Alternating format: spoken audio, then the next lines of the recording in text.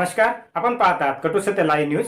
चॅनलवर नवीन असाल तर चॅनलला सबस्क्राईब, शेअर, लाईक, कमेंट करून महाराष्ट्रभरातील नवनवीन बातम्यांसाठी बेल आयकॉन दाबायला विसरू नका. या विकृत भोंदू बाबाच्या कहाण्या ऐकण्यामध्ये व्यस्त आहेत, पण सोबतच राष्ट्रीय पातळीवरती काही महत्त्वाच्या घडामोडी घडत आहेत आणि या संदर्भामध्ये देशाच्या संसदेमध्ये जी 3 भाषणं झाली ती तुमच्यापर्यंत पोहोचवण्यासाठीचा हा व्हिडिओ आहे.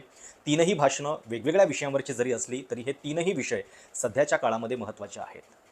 31 मार्च 2026 ही या देशातून नक्षलवाद हद्दपार करण्याची डेडलाईन असेल असं विधान गेल्या दीड वर्षांपासून गृहमंत्री अमित शहा करत आलेले आहेत आणि अर्थातच ही डेडलाईन पुढच्या 12 तासांमध्ये संपते आणि त्यानिमित्तानं लोकसभेमध्ये कलम 193च्या अंतर्गत एक चर्चा घडवण्यात आली. त्या चर्चेमध्ये तृणमूल काँग्रेसच्या खासदार महुआ मोइत्रा यांनी या संपूर्ण समस्येबद्दलचे जे मूलभूत प्रश्न उपस्थित केलेले आहेत ते आवर्जून ऐकण्यासारखे आहेत. सोबतच याच अधिवेशनामध्ये सरकार एक वादग्रस्त विधेयक मंजूर करत आहे. ते विधेयक आहे CAPF बिल, म्हणजे central administrative police force bill. आता या CAPFच्या अंतर्गत वेगवेगळ्या संघटना येतात, जसं की एकूण 7 संघटना आहेत. Assam rifle, BSF, CISF, CRPF, SSB, ITBP आणि NSG. आणि या CAPFमध्ये वरिष्ठ पदावरची जी सगळी नियुक्ती आहे ती केवळ IPS याच कॅटेगरीमधून होते आणि सरकार ती वारंवार म्हणजे कोर्टाच्या आदेशाचं उल्लंघन करून सुद्धा करत आहे. याच्या संदर्भात देशाच्या सर्वोच्च न्यायालयाने एक आदेश दिलेला होता आणि सांगितलेलं होतं की CAPFमध्ये प्रत्येक वेळी IPS अधिकारीच असले पाहिजेत, असं काही नियम नाही आहे. या सेवेमध्ये जे लोक नोकरी करतायत त्यांचं मोराल तुम्ही डाऊन करू नका. पण कोर्टानं आदेश दिल्यानंतर सुद्धा हा आदेश बदलण्यासाठी सरकारनं शेवटी एक विधेयक आणलेलं आहे आणि त्या विधेयकाच्या अंतर्गत पुन्हा एकदा IPS डॉमिनन्स जो आहे तो CAPFमध्ये कायम ठेवला जाणार आहे. त्याच्या संदर्भात आम आदमी पक्षाचे संजय सिंग यांनी जे राज्यसभेत भाषण केलेलं आहे ते या मोदी सरकारच्या सगळ्या गोष्टींची थेट चिरफाड करणार आहे. आणि जाता जाता बजेटवरती चर्चा होत असताना काँग्रेसचे इम्रान प्रतापगडी यांनी ज्या शब्दांमध्ये सरकारला धारेवर धरलं ते शब्दसुद्धा ऐकण्यासारखे आहेत. सुरुवात करूयात इम्रान प्रतापगडी यांच्याच या भाषणापासून. आणि अजिबात चुकू नये तशी ही भाषणं आहेत, त्यामुळे पूर्ण ऐका आणि त्याबद्दलची तुमची कमेंट जी आहे ती सुद्धा नक्की कळवा. हाँ बोले. धन्यवाद सभापति महोदय. मैं रूरल डेवलपमेंट पर अपनी बात रखने के लिए खड़ा हुआ हूं. कोई खुशबू न कोई फूल न कोई रौनक, उस पे कांटों की जहालत नहीं देखी जाती. हमने खोली थी इसी बाग में अपनी आंखें, हमसे इस बाग की हालत नहीं देखी जाती. रात बस रात ही होती तो कोई बात नहीं, उसका आकार मगर दूना नजर आता है. जितने चमकीले सितारे थे वो सब डूब चुके, सारा आकाश बड़ा सूना नजर आता है. बुलबुलें खुश थी उम्मीदों के तराने गाए, लेके पतझड़ से बहारों को चमन सौंप दिया. अब तो मासूम गुलाबों की ये घायल खुशबू शीश धुनती है कि खारों को चमन सौंप दिया. तुमने क्या काम किया उनके अभावों के लिए, जिनकी मेहनत से तुम्हें तख्त मिला, ताज मिला. उनके सपनों के जनाजों में तो शामिल होते, जिनके चुप रहने की वजह से तुम्हें राज मिला. उदय प्रताप जी ने बहुत शानदार ये कविता कही है कि कवि की आवाज बगावत पे उतर आई है. दल के दलदल से हमें कोई सरोकार नहीं.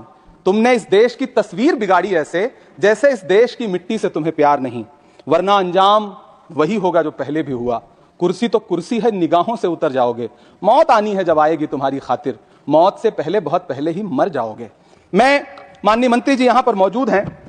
रूरल डेवलपमेंट के मंत्रालय के बजट पर चर्चा हो रही है. चाहे मनरेगा हो, चाहे किसान हो, सारा इससे जुड़ा वर्ग परेशान है. मजदूरों की स्थिति ऐसी है कि आप मनरेगा को प्रोत्साहित करने के बजाय मनरेगा को समाप्त करने की कोशिशों में लगे हुए.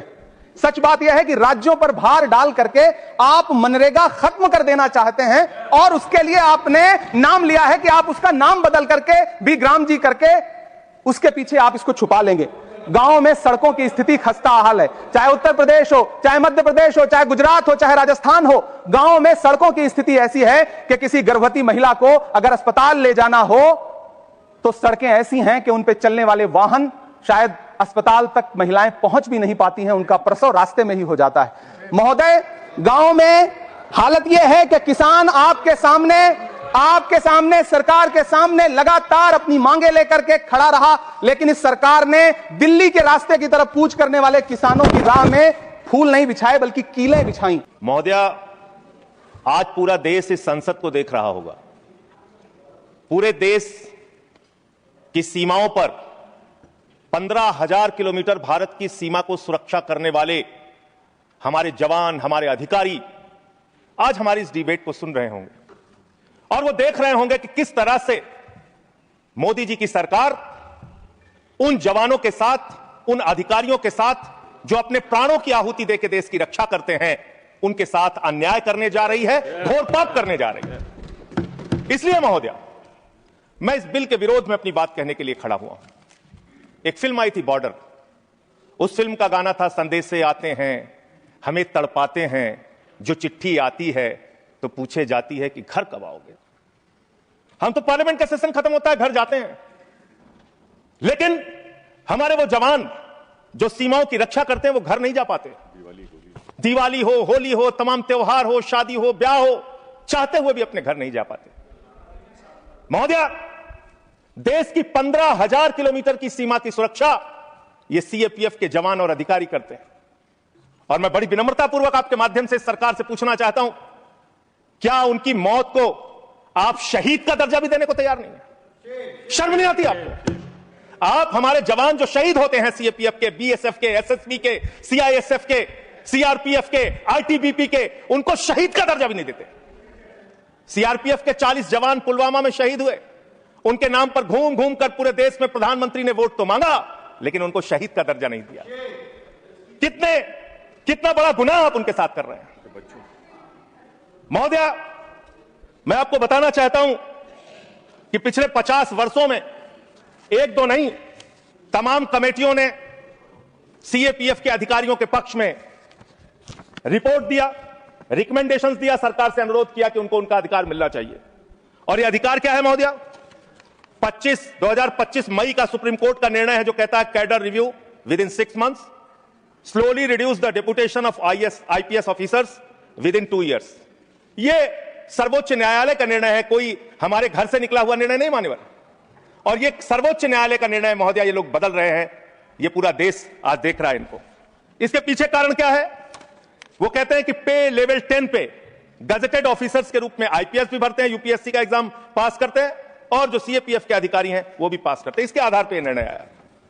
और 6 जो अलग अलग कमेटियों की रिपोर्ट आई, 1970 में एलपी सिंह जो सेक्रेटरी एमएचए थे, उन्होंने कहा finding avenues of promotion for officers of the IPS can not be the overriding objective.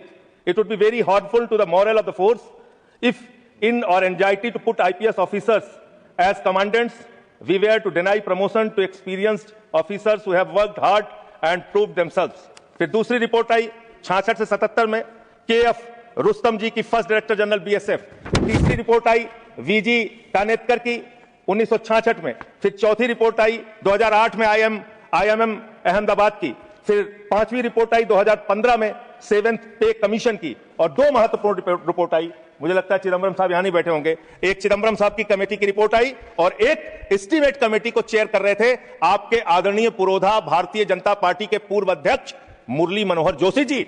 उनकी रिपोर्ट थी कि सीएपीएफ के अधिकारियों को प्रमोशन का वैसा ही मौका मिलना चाहिए जैसा कि आईपीएस अधिकारियों को मिलता है। यह मुरली मनोहर जोशी और पी चिदम्बरम जी की रिपोर्ट है। वो गृह मंत्री रह चुके हैं भारत सरकार के। इसके अलावा अब मैं इनकी शहादत के बारे में बताना चाहता हूं। उनकी संख्या जवानों की और अधिकारियों की 11 लाख है। CRPF 3,13,678, BSF 2,92,000, CISF 1,60,000, ITBP 89,000, SSB 97,000। ये इनकी संख्या है पूरे देश में। महोदया, इनकी शहादत जो हुई है आपको जानना चाहिए, पूरे देश को जानना चाहिए कितनी बड़ी शहादत है इनकी। सीआरपीएफ के 62 जवानों ने अब तक अपनी शहादत, 62 अधिकारियों ने अब तक अपनी शहादत दी है। और सभी रैंक के अधिकारियों और जवानों को मिला दिया जाए तो 2290 अधिकारियों और जवानों ने अपनी शहादत दी है। बीएसएफ के 85 अधिकारियों ने अब तक अपनी शहादत दी है और 2014 सभी रैंक के अधिकारी और जवानों ने अपनी शहादत दी है। सीआईएसएफ के 1 अधिकारी ने अपनी शहादत दी है और 126 सभी रैंक के जवान और अधिकारियों ने अब तक अपनी शहादत दी है। आईटीबीपी के 13 अधिकारियों ने अब तक अपनी शहादत दी है और 182 सभी रैंक के अधिकारी और जवानों ने अब तक अपनी शहादत दी है। एसएसबी के 5 अधिकारियों ने अब तक अपनी शहादत दी है और सभी रैंक को मिला लिया जाए तो 51 अधिकारियों ने और जवानों ने अब तक अपनी शहादत दी। वीर गति को प्राप्त हुए, उनको तो शहीद आप मानते भी नहीं है। महोदया, मैं कुछ बड़े हमले जो देश में हुए उसको बता के, जब 2001 में भारत की संसद पे हमला हुआ, यह संसद अगर सुरक्षित है तो हमारे 19 सीएपीएफ के जवानों की बदौलत सुरक्षित है। 9 जवानों ने अपनी शहादत दी। मुंबई अटैक में 160 जवान और लोग अपनी शहादत दी। कश्मीर में 2014 में 20 जवानों ने अपनी शहादत दी। 2014 में वेस्ट बंगाल के एक्सप्लोजन में 2 जवानों ने अपनी शहादत दी। 2015 में 10 पुलिस फोर्स के लोगों ने अपनी शहादत दी। पठानकोट में 7 जवानों ने अपनी शहादत दी। 2016 में उड़ी अटैक में 19 जवानों ने अपनी शहादत दी। अमरनाथ के अटैक पे 7 जवानों ने अपनी शहादत दी। सुकमा अटैक में 9 सीआरपीएफ के जवानों ने अपनी शहादत दी और 2019 में 40 सीआरपीएफ के जवानों ने अपनी शहादत दी। पूरे देश में उनके नाम पे आपने वोट मांगा, लेकिन उनको शहीद का दर्जा आज तक नहीं दिया। महोदया, कब से इनका मामला चल रहा है और कितना खेल आपने किया इनके साथ?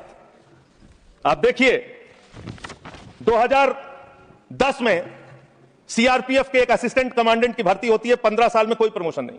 बीएसएफ के एक जवान की असिस्टेंट कमांडेंट की भर्ती होती है, 13 साल में कोई प्रमोशन नहीं। और एक आईपीएस अधिकारी की 2012 में भर्ती होती है, 13 साल में 4 प्रमोशन उसको मिलते हैं। हम आईपीएस के प्रमोशन के खिलाफ नहीं है, लेकिन सीएपीएफ के अधिकारियों को प्रमोशन क्यों नहीं, ये तो कम से कम आपको बताना पड़ेगा। इसी प्रकार से डिप्टी कमांडेंट पे 18 साल में 1 प्रमोशन बीएसएफ सीआरपीएफ को और 20 साल में 1 प्रमोशन बीएसएफ को, और आईपीएस अधिकारी को आईजी रैंक पे 19 साल में 5 प्रमोशन मिलकर आईजी वो बन जाते हैं। इसी प्रकार से 2003 में सेकंड इन कमांडेंट पे पहुंचता है एक सीआरपीएफ का अधिकारी, और बीएसएफ 1997 में सेकंड इन कमांडेंट बनते हैं। 1997 बैच के अधिकारी और एडिशनल डायरेक्टर जनरल 1998 का आईपीएस बन जाता है। अब इनकी दशा क्या है मान्यवर? जो आपने इनके साथ किया, कैसे कैसे किया, यही अंतिम बात कह के अपनी बात समाप्त करूंगा। कब से ये लोग कानूनी लड़ाई लड़ रहे हैं? 2012 में इन्होंने हाई कोर्ट दिल्ली में एक रिट पिटीशन दाखिल किया। फिर 2015 में इनको दिल्ली हाई कोर्ट से इनके पक्ष में आदेश आया। 16 में फिर आप इनके खिलाफ चले गए। फिर फरवरी में सुप्रीम कोर्ट ने आपके आदेश, आपकी एसएलपी को रिजेक्ट किया। फिर 2 अप्रैल 2019 में फिर इनके पक्ष में आदेश आया। फिर 3 जुलाई 2019 को, सबसे महत्वपूर्ण यह है महोदया, 3 जुलाई 2019 को, मेरे ख्याल से 2 कैबिनेट मंत्री तो हैं, वो जरूर रहे होंगे उस कैबिनेट में, कैबिनेट ने पास किया महोदया, इसी सरकार के कैबिनेट में। क्या लिखा है इसमें? This would result in grant of NFFU to eligible Group A executive cadre officers of CAPF.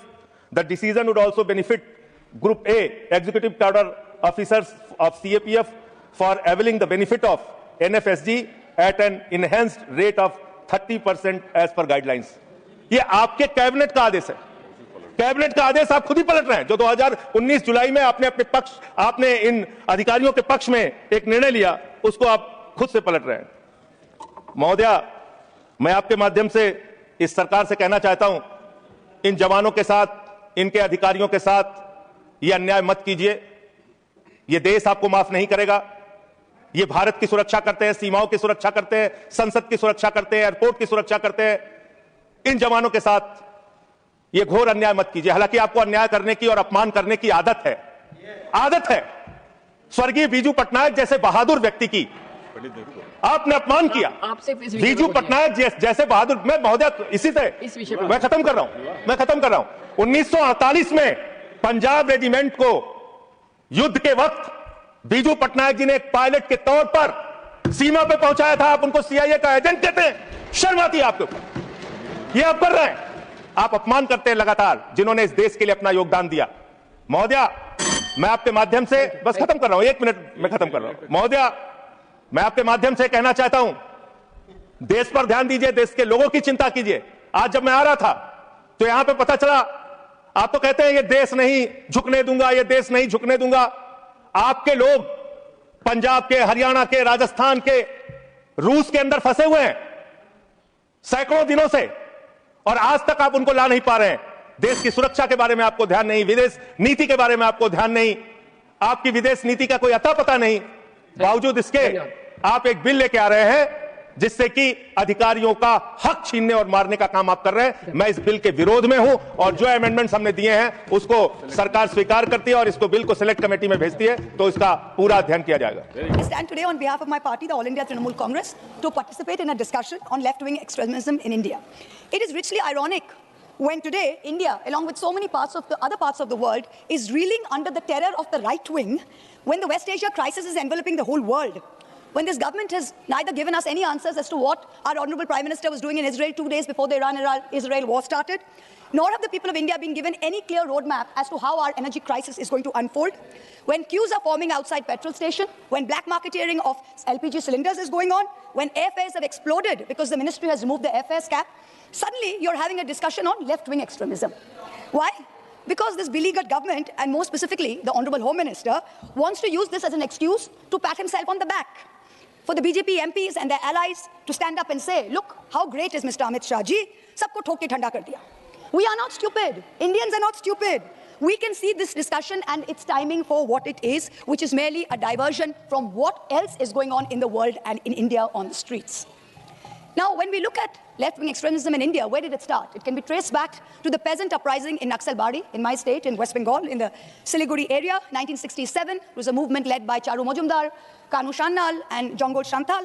This gave birth to the CPI-ML, the Communist Party of India, Marxist-Leninist, in 1969, spread from West Bengal to other states, continues to this day. In 2004, the People's War and the Maoist Communist Center of India, the MCCI, merged to form the CPI Maoist Party. Now, what did Mao say? What had he said himself about guerrilla warfare?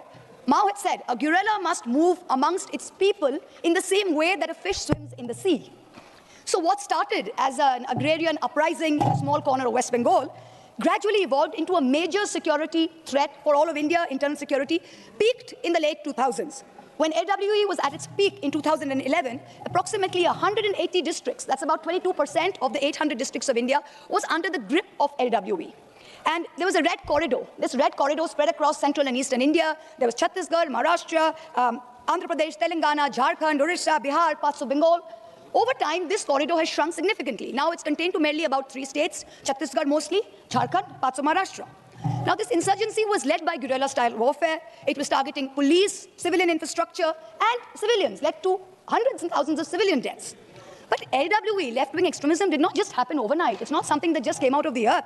Its roots are socio-economic, its roots are political, exploitation of native lands, displacement of tribals, looting of natural resources which rightfully belong to tribals, historical neglect of poor and tribal areas by successive governments. Now, LWE cannot be viewed as just a law and order problem, and it cannot be solved as just a law and order problem. It is a far more complex problem, requires a multi-pronged approach. Henry Kissinger had famously said that the conventional army loses if it does not win, but a guerrilla wins if he does not lose. As long as he remains, he has not lost. Today, the BJP will claim they have solved the LWE issue. But it's not a Rubik's Cube that you can just line up and you can solve. It's not so easy. In truth, the LWE solution has been taken up by the governments right from early 2000s when the UPA brought in Manrega, brought in the Forest Rights Act in 2006, and this kind of legislation, for the first time, gave tribal rights over land and their forest. And integrated action plans also decentralized developments, where you had district collectors and local authorities having flexibility to respond to local needs in tribal areas. So this success that the BJP government is talking about, its allies are tom-tomming, is a result of a policy. Is this a result of a policy of total elimination, where you've seen just a huge increase in the number of killings? Can that be called success? There's a 131% increase in killings between 2019 and 2025 in LWE areas, whereas there has been a 26% decrease in LWE arrests during the same period. Killings go up, arrests go down. So are you just cleaning them out, or are you getting them to surrender? There's a big difference. Between 2021 and 2024, nearly 1,300 deaths occurred due to LWE. The highest was in Chhattisgarh, over 800, followed by Jharkhand, about 300, Maharashtra, Madhya Pradesh. West Bengal in the last 3 years has had 0 deaths.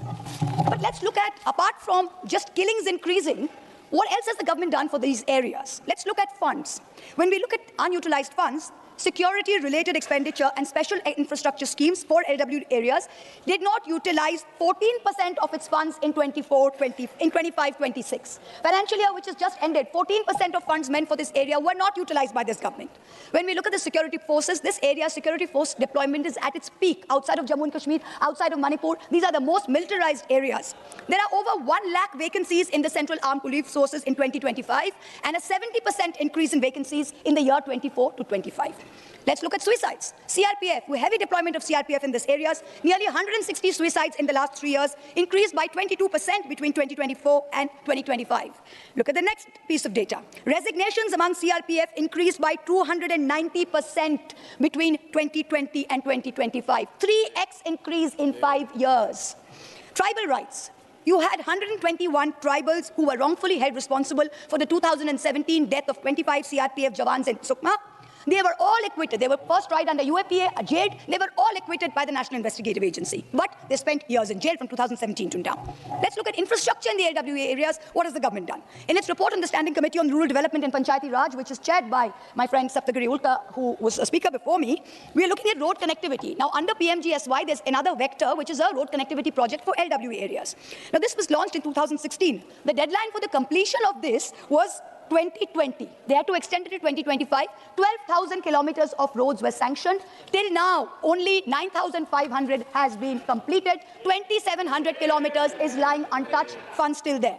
Education in these areas. You have the Ekalavya model residential schools. 31% of these schools in the LWA areas are non-functional. 69% of total sanctioned and non-teaching posts are vacant. There are no teachers. 70% of things are vacant. How are the children of these Adivasis in these areas going to get an education? Let's look at our state of West Bengal as a direct contrast. In the first 6 years of the Mamata Banerjee government, that's 2011 to 17, 328 LWE extremists had surrendered, 225 had been rehabilitated. There has not been one LWE incident in the last 3 years in Bengal, in Jhargram, in Bankura, in Purulia, in West Medinipur. And what is most important is the people in those areas have been integrated into a civilian development model of welfare distribution. So we are not using military camps to give them welfare like they're having to do in Chhattisgarh. The normal Duare Sarkar camps, the normal welfare, reaches these people as it does someone in Calcutta or someone in Nadia or Murshidabad. Even today, while the Home Ministry is patting itself on its back, Bastar and Chhattisgarh, where the BJP returned to power in 2023, is one of the most militarized areas in India outside of Jammu and Kashmir and Manipur. Official data placed by the Ministry of Home Affairs indicates that as of 13 December 2025, the number of fortified police stations in Naxal-affected areas has increased from 66 in 2014 to 586. Look at the increase. Despite the government's repeated claims that Maoist influence has significantly declined and normalcy is returning to Bastar, there is no corresponding indication of demilitarization or phased withdrawal of troops. If something is returning to normal, if you have done away with LWE, then why are your troops still there? Why is the area so still heavily militarized? This is the first question. A particularly concerning development is, in this regard in Chhattisgarh, is this Niyad Nellanar scheme, which has been introduced in 2024 by the BJP government in Chhattisgarh. Now, what the government is saying is it's a welfare scheme for Adivasis in remote areas. They've got 160 Anganwadi centers functioning under it. In practice, however, what is happening is essential services such as public services, ration, healthcare, education are all being done in proximity to militarized camps. This is raising very serious concerns because welfare delivery has to be civilian, has to be rights-based. Now it's being mediated through militarized spheres. Access to entitlement is done only if you go into a camp, a barbed wire camp, give your identity document, talk to 5 military personnel. Only then can you get your just dues. This for democracy is a death knell. So this is transforming welfare from a matter of right to a matter of controlled access. And there are persistent allegations coming in from Chhattisgarh from affected communities that many of these camps and associated infrastructures have been constructed in complete violation of the statutes of the Panchayat Scheduled Areas Act, PESA, and under the Forest Rights Act, without any due process, without consulting any Gram Sabhas. Now, what we've seen in the LW areas under this government in the past 3 years is not a transition from conflict to civilian normalcy. Kindly conclude. No, I've got 3 minutes more, sir. No. But entrenchment of a security-led governance model. Now, I've got a few primary questions that I would like to ask the Ministry of Home Affairs. Please let me finish. If the government's position is that normalcy is returning in Bastar and other LWE regions, what is the rationale for maintaining such intense defense security infrastructure? 2, will the government table district-wise details of all security camps established in LWE and whether these are in violation of the lands and rights of the tribals in the area? And what is the accountability most important for fake encounters and extrajudicial killings? Steep rise in killing, 78% increase in reported encounters in Bastar, contrasted with 1,000% increase in the number of persons killed. This is a serious and avoidable question. Are you doing away with people where you could have mediation? And sir, 1 minute, please let me finish, sir. It's an important discussion. We've asked for it. The house is empty, sir. Please, 4 hours has been given. Now these developments, my time, sir. Please, I'm the only speaker. The developments must be. I have already given 30 minutes. Okay, 1 minute, sir. No, the developments must be examined come in the context of the surrender and rehabilitation policy. Because what you're doing is you're turning entire Adivasi areas into surveillance states. You've got drones on top of them. They are having to homes, residents are photographed, village level data is taken. So are you just making entire populations, Thank you. terrorist populations? Thank There's you. one last question, sir, that I have to bring up, which is the DRG. This is very important. The DRG, the District Reserve Guard, was an auxiliary force consisting of surrendered Maoists. The government is today saying they are the backbone of the success story, but serious charges. These are all highly armed extremists who have surrendered. Thank you. How can you use them today, Please sir? conclude. This is Ziaur against the Rahman ji. Salbak Judo. Sri Ziaur Rahman ji. Right. Got the last line, sir. Let me finish the last line. To really remove finish the, last line. Yes, sir. To really remove the threat of LWE, we need to win trust. It's not about winning terrain. People need to give up fear. They don't just need to give up guns. Okay. So this is important. Thank Please you. do not pat yourself on the back till this is done. Thank you. पाहत राहा निर्भीड सत्य अर्थात सर्वसामान्यांचे व्यासपीठ आपल्या सर्वांच्या हक्काचे channel कटुसत्य live news. धन्यवाद.